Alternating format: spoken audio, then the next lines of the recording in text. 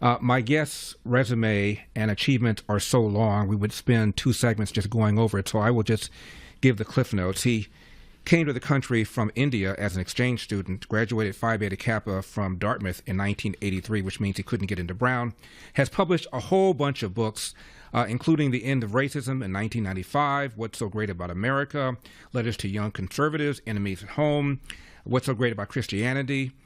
He wrote in 2010 The Roots of Obama's Rage, published Godforsaken, Obama's America, Unmaking the American Dream, has done a number of documentaries, including, but not limited to, 2016, Obama's America.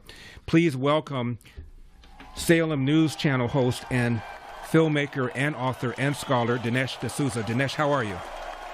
Larry, it's great to be on the show, and thanks for having me. You're not going to come back with a crack about not getting into Brown?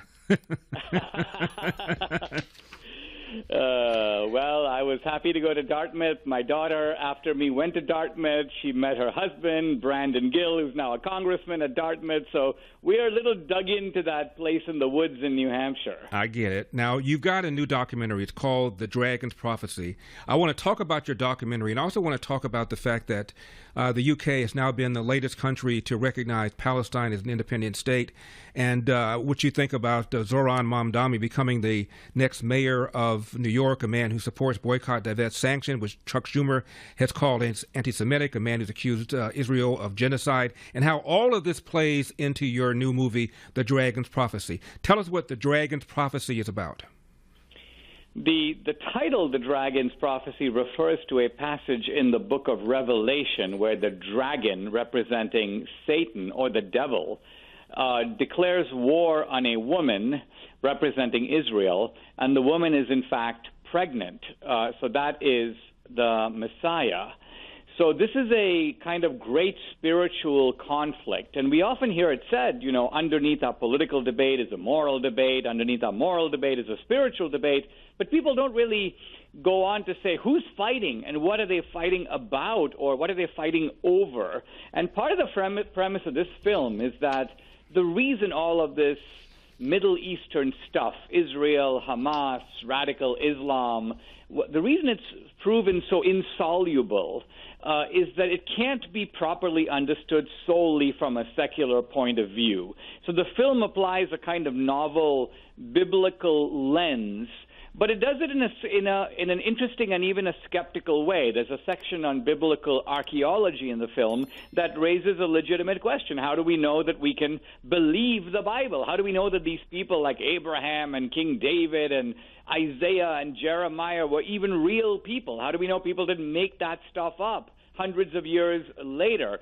So the film applies a biblical analysis, even a hint of biblical prophecy, but at the same time it looks skeptically to authenticate the Bible as a legitimate source of real people, real events, and real truth. Dinesh, to me, when it comes to Israel, there are lots of reasons why we ought to be supporting Israel, and the Bible is one of them, but not, in my opinion, not even the most important one. The most important one to me is geopolitical reasons. I think that aside from China, the threat of Islamofascism terrorism represents an existential threat to the world, and I think Israel is the canary in the coal mine. Yeah, I'll emphasize that point by saying this. Look, we don't, in America, know how to effectively fight radical Islam. We didn't know how to handle the hostages in Iran in the late 1970s. Jimmy Carter pulled out the rug, as you know, from the Shah. We got Khomeini. That was the first time radical Islam got a major state. Even after 9/11, we bombarded the Taliban, drove them from power, but guess what? They're back. We mismanaged the whole Iraq war. So let's put it this way. The nation that is truly giving a tremendous beating to radical Islam right now, not just Hamas, but all the ancillary powers around it, from Qatar to Iran, that have been backing, and Turkey, backing Hamas, Israel is on the front line fighting these guys. So Israel is doing our work for us. I mean, let's remember, they're the little Satan, but guess who's the big Satan? We are. The radical Muslims understand it all too well. So, yes, I agree, there's a powerful geopolitical case. And that's why I find it so mystifying that you've got people now, even on the right, who are constantly attacking Israel, and they're doing it with the stupidest of allegations, unsupported by any kind of evidence. Israel killed Charlie Kirk. All this kind of madness is out there. And what does it do? It has the effect of, A, helping radical Islam, and number two, it has the effect of essentially taking responsibility off of this sort of network of fascist domestic terrorists who are apparently collaborating on all this. Some of them even seem to have predicted it in advance, and yet somehow, in some fevered mind, it was Mossad.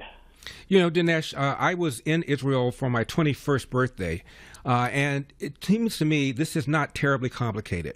One side wants the other side dead, and one side wants to live in peace. Golda Meir said it best. I think I looked it up to find out if in fact she said it, and she may or may not have said it, but she said, if they lay down their arms, there would be peace. If we lay down our arms, there would be wholesale slaughter. To me, it's that simple.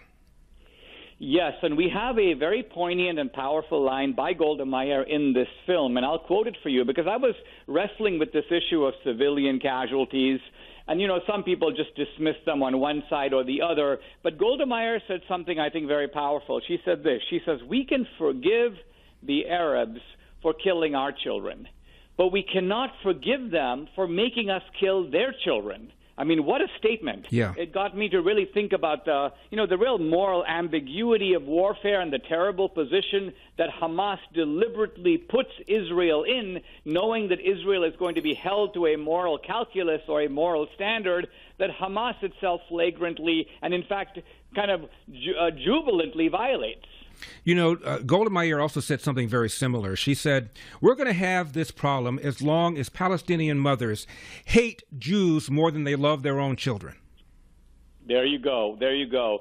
One of the, I think, powerful ideas in this film, and I think it's startling and it's new, is Jonathan Cahn's idea. The film is loosely based on his book called The Dragon's Prophecy. He says, look, the battle between Israel and Hamas is a recreation, he even calls it a resurrection, of the type of ancient battles that the Israelites in the Bible fought with their historic adversaries, in particular the Philistines. Now, there's a kind of eerie similarity, not just similarity, it's the same name, Philistine, Palestine, the same origin, the same word, but more important, the tactics of the Philistines in ancient times, as described in the Bible, and the tactics of Hamas turn out to be identical. If you look at a single example, Samson, who was the sort of hero of Israel, he's captured by the Philistines. What do? They drag him to Gaza. Gaza was Philistine territory, and they strip him,